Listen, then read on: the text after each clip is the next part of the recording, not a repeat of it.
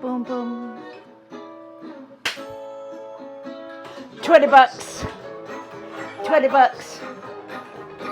Down the line for 20 bucks.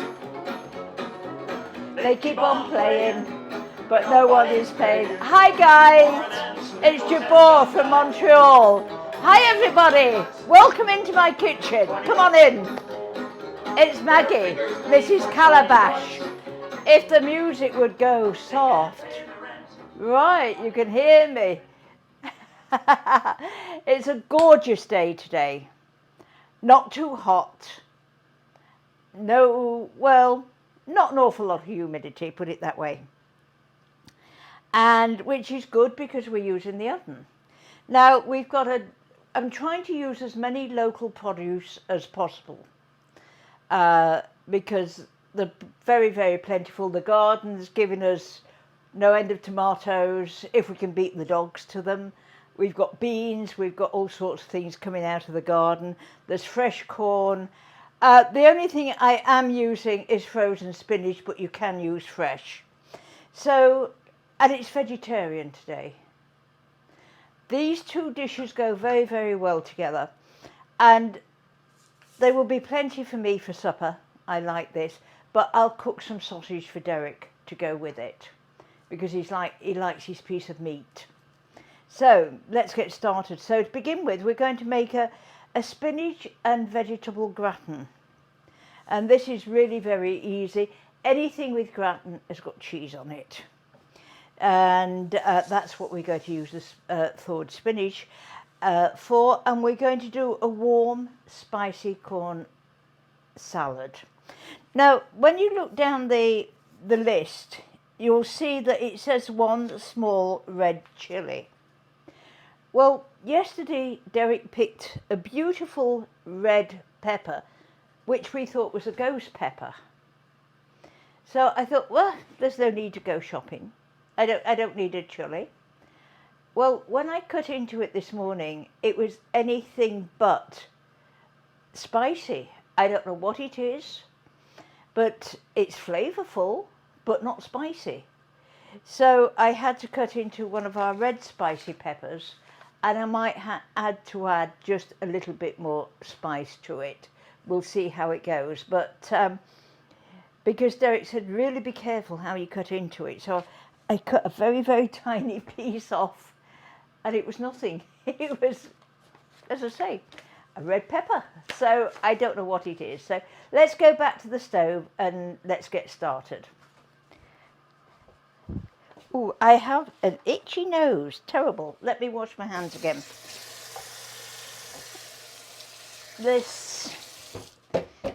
I've got towels all over the place. So we're going to start with the spinach. That's the salad. So I've got the broiler on because I want it nice and hot. And we've got in here 6 cups of potatoes. Can you see that, Derek? Yeah. Okay. Very, very slicely thinned. Thinned, very, very slicely. Sliced very, very thinly. And I've not been on the booze. And I thought, oh great, I'll put them through the food processor. But they were too big to go through the little feeding nozzle. So I cut them by hand. And to cut down on time today, I cooked them just a little so that they would be cooked. This is what puts me off, really put me off scalloped potatoes for a long time, because you'd eat them and they weren't quite cooked. So let's just sprinkle some garlic over that. That's nice. Green onions, three green onions, 4 green onions just sliced like that.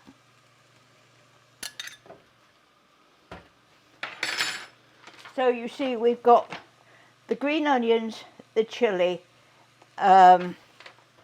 We haven't got the green onions, the chilli. I haven't got a chilli. Red pepper, here we are. I've put it in the wrong place. There we are. We can always add a little more to it. And we're just going to cover those over for a few minutes, just until I want the chilies and the onions to soften. Now there's no fat in there, so we're going to have to just keep stirring like that.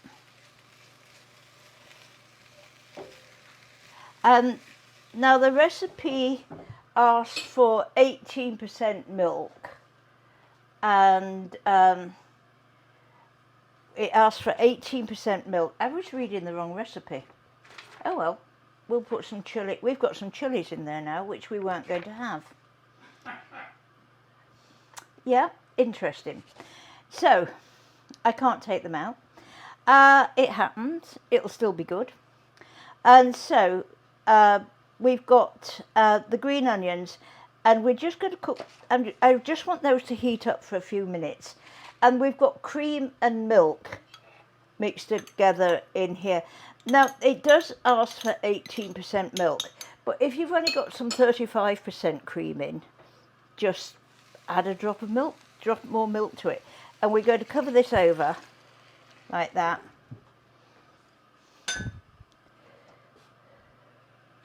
And we want that to heat up and just cook. And that makes the sauce. So let's just turn it up. Now, I've not got any seasoning in there. We'll check that as we go along. Now for the spinach, it's frozen spinach.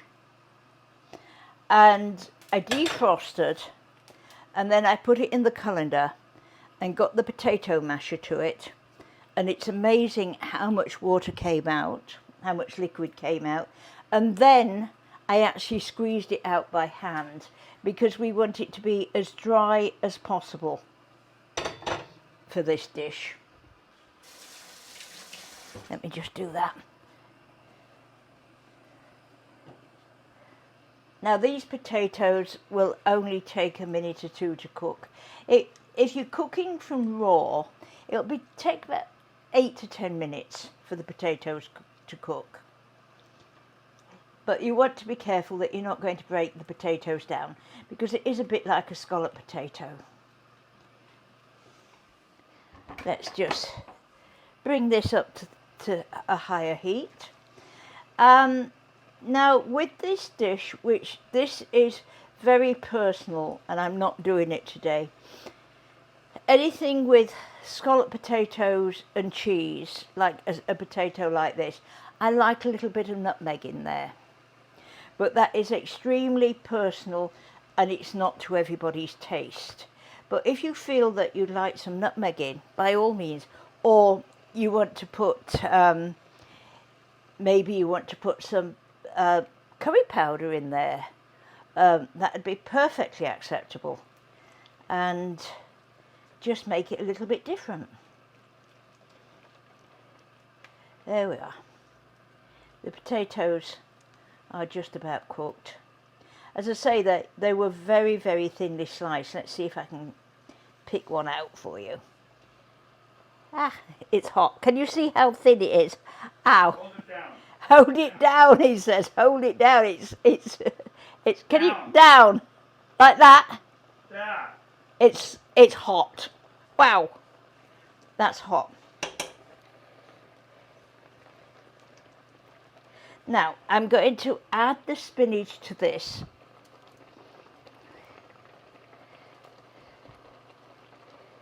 If I was using fresh spinach, then I'd use baby spinach, and you could just put it straight in and it will wilt and melt. Just it take a little bit longer to cook.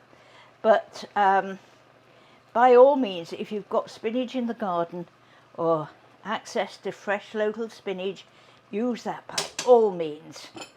Let's get rid of that. Now, at this stage, I'm going to taste. I'm going to turn that down a little bit. I just want to see how much seasoning is actually needed. Oh yes, quite a bit. Don't forget, with the salt, we're going to be adding some cheese. So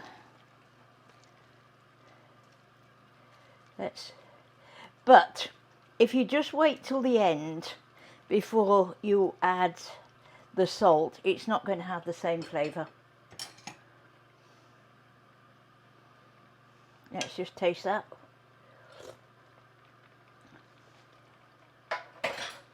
It needs a little more. The potatoes, the milk is very bland, the cream and the milk, and so that's why you need a little bit more flavouring.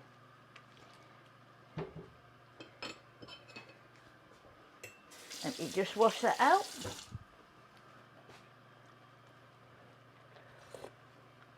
That's better, much better. So we're going to close this like that. I'm going to squish these around.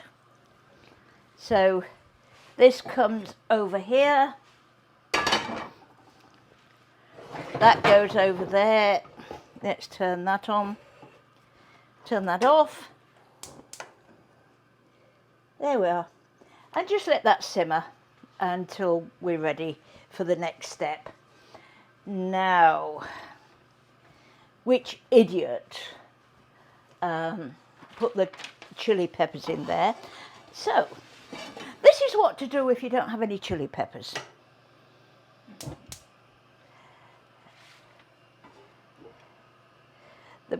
I've got herb oil in here, and this is, look, it's all dribbly, but that's olive oil, and I put a mixture of fresh herbs in last fall, and so it's got a nice mixture.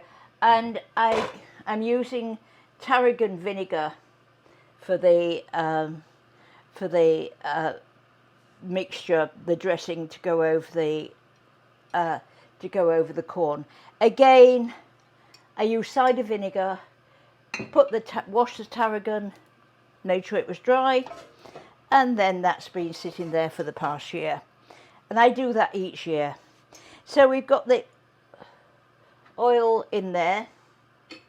We're going to put, there we are, corn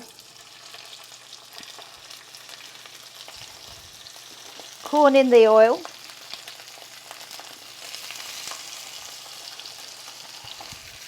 Just mix it around, and this is nice fresh corn.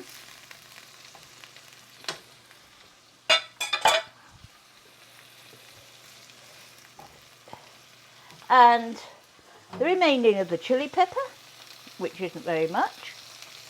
So, and this is a green pepper. I don't know if you can see, but I've also got some purple pepper in there, which will turn red when it's ripe. But if you eat it at this stage, it eats like a green pepper. And they're growing really, really well in the garden. I've even got some in a pot at the front. It was a spare plant left over, and I thought, oh, I'll stick it in a pot at the top of the drive, and it's growing beautifully. Now, we haven't got a lot of chilli in with that, so it's fortunate I had some garlic and chilli sauce available, just in case it wasn't hot enough. Whoops, that's boiling too much. So let's put some of this in, and we can check if it needs any more later. So you see, if you don't have any chili peppers, you can always put cayenne pepper in, or some chili flakes, or some chili sauce like this. So don't go out and buy something specially. That is cooking very well. It's almost cooked. I'm going to turn it down to low because I don't want it to boil away. And I'm going to leave the lid off. I just want that sauce to thicken a little bit. So let's leave the lid off. And the liquid will evaporate because it's a wide surface. If you're cooking something and you want to reduce the sauce, cook it in a wide top pot, and then it will evaporate more quickly. So we're going to cook that until it's softened. It won't take many minutes. Let's just have a taste.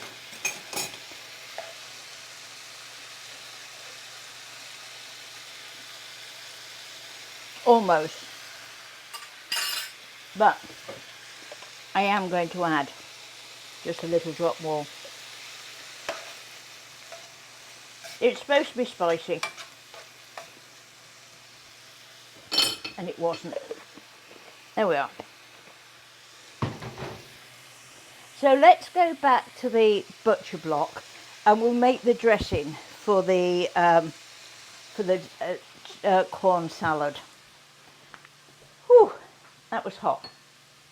So in here I've got the tarragon vinegar, sugar. I've used a little of my mustard that I made, so that's like a Dijon mustard. That's mayonnaise, and again some chili sauce. So I have got a little spoon. We need to put that in with this, just with the vinegar, like that. Some basil. This is Thai basil. My other basil just died on me. So I've got some Thai basil. Just mix this up together like this. I'm using half the recipe, by the way, for the corn. There's only 2 of us, and we can't, with the gratin we can eat. We won't eat all the corn salad if I make up too much. Yes, that's nice. It's got a bit of spice to it. Okay, so now I'm going over there just to get a pan stand. The potatoes are cooked. I know they are.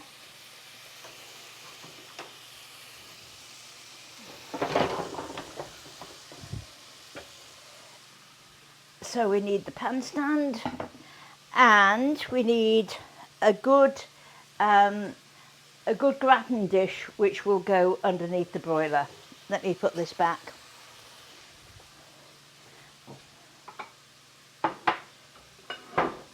This one is a good one. It will go underneath the broiler. Whew, it's warm. So we've seasoned. I will just taste it again for the seasoning, just in case, because this is the last chance we've got.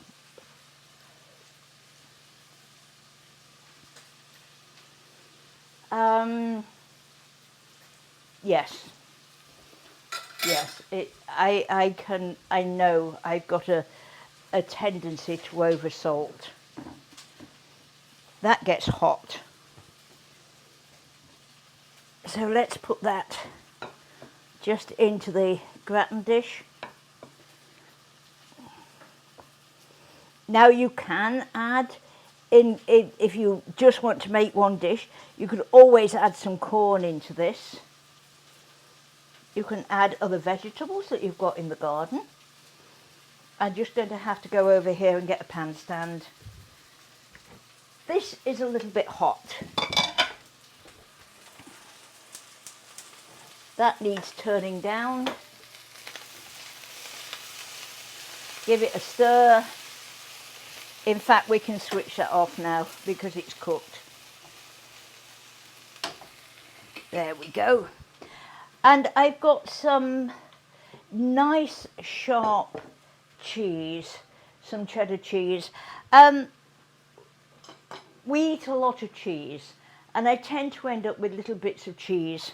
And so I have what's called a cheese bag in the fridge, and it's all the ends of the cheese. And so when I make a dish like this, then I just bring it out, grate it, and nothing goes to waste. So let's just sprinkle this with cheese.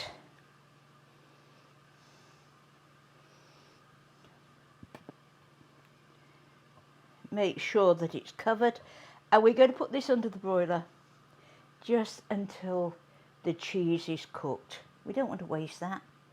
It will turn nicely golden, and I do actually have some pine nuts. So if you've got some pine nuts, sprinkle them over the top. They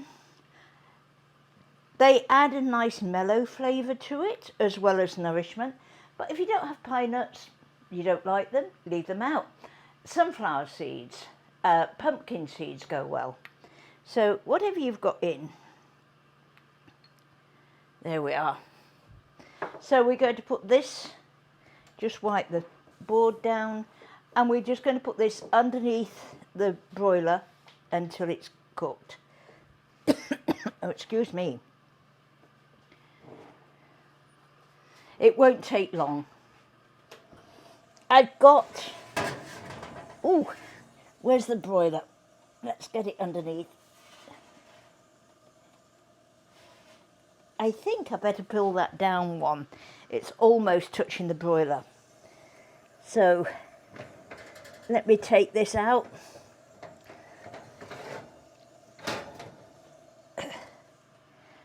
You see, I've got another, I put it on a baking sheet so that should it boil over, then it doesn't mess the oven up. It just messes up the baking sheet. There we are, it's under the broiler. So we mustn't forget that, otherwise we're in trouble. Let's take this back to the butcher block. This is nice, the handles don't get hot on this one.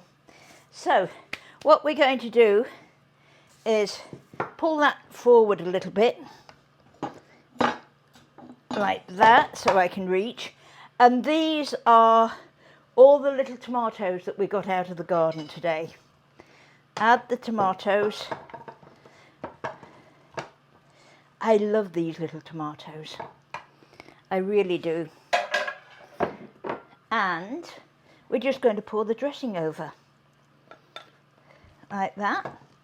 And give it another taste. Just to make sure that it is seasoned correctly. And put that into a serving dish, and that is cooked. So I'm just going to go back. Oh, let me wash this up. So come over. I'll bring that just in case. There we are.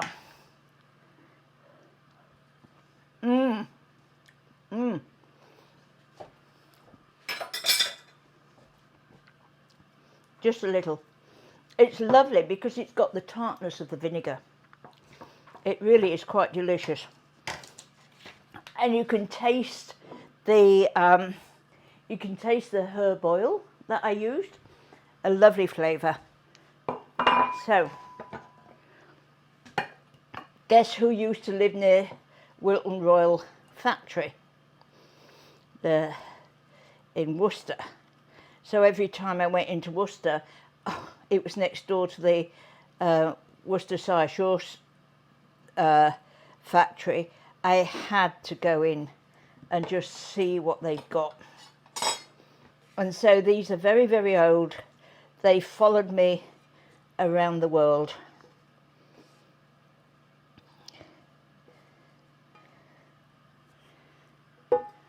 So that makes a nice serving dish.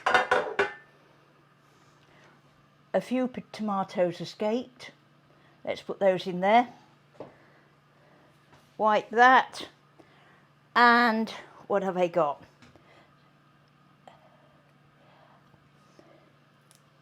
Let's just put a nasturtium in the centre there. So that is cooked. Let's go back to the oven and see how the gratin is doing.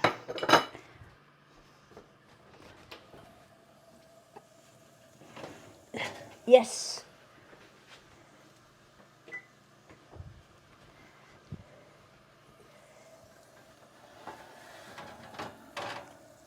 Now you see the pine nuts have got nicely browned, which I wanted to add a little bit of contrast. If you don't want to do that, you can put the pine nuts on later. Let me go back and close the oven door because the heat is coming through.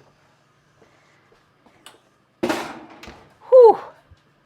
So I'm going to put a little to decorate, if I can get in. There we are. Just a little paprika pepper, and that's too much. There we are. Let's try this side. That's better. Tap it gently. Paprika doesn't add spice, but adds a little bit of flavour and colour.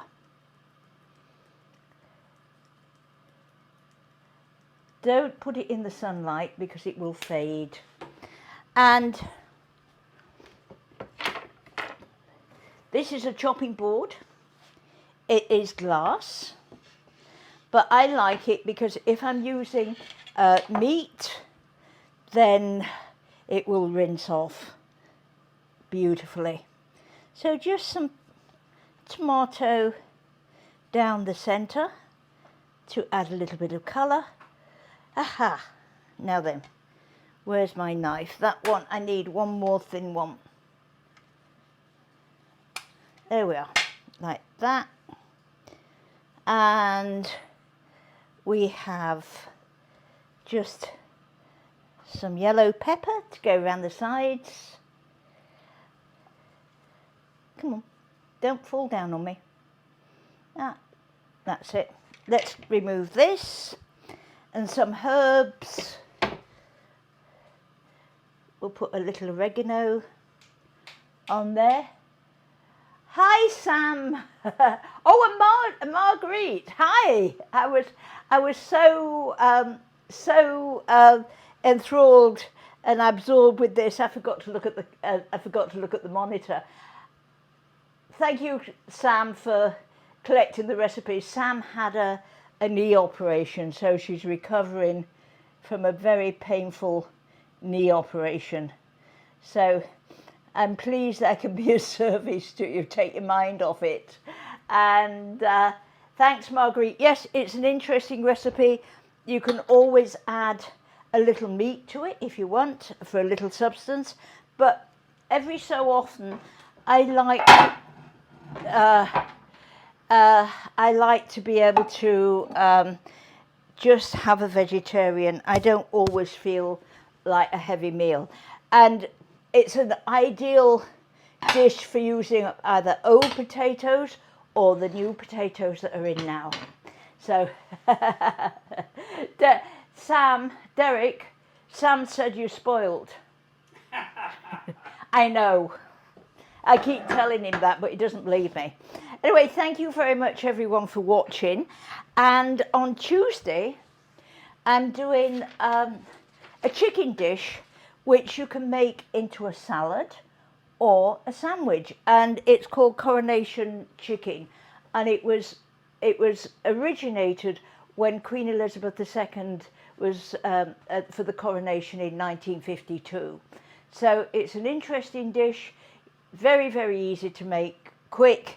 And so I look forward to seeing you at 7 o'clock at 7:30 on Tuesday. I can never get the time right. And please have a safe weekend and enjoy this meal. It's simple, it's quick, it reheats well, but not with this gold round on the microwave. So thank you very much for watching. Please like and share with a friend on Mrs. Calabash, and I go out with your boar. That's what he's paying. Oh, and some nickels and some dimes. 20 bucks. 20 bucks. They're picking me for 20.